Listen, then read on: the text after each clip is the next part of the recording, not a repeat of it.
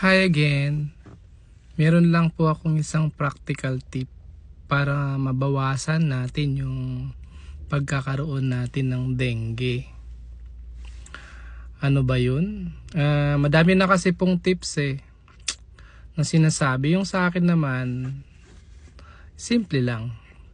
Kasi tayo mga Pinoy, kahit na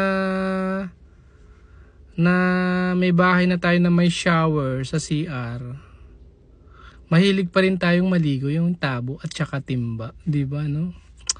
Namimiss natin yung pag naliligo yung may tabo at timba tayo. Kahit na may shower na, may bidet na, mahilig pa rin tayong gumamit ng tabo at timba, no?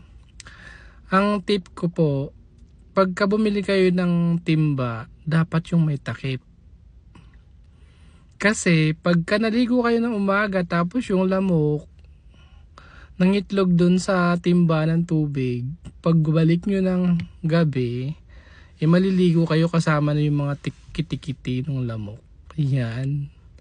So yun lang yung tip ko. Kapag may mga timba kayo sa bahay o bibili pa lang kayo ng timba, bumili na kayo yung may takip. Para po pagka alis nyo ng bahay, takpan nyo po yung timba para hindi mangitlog doon yung mga lamok.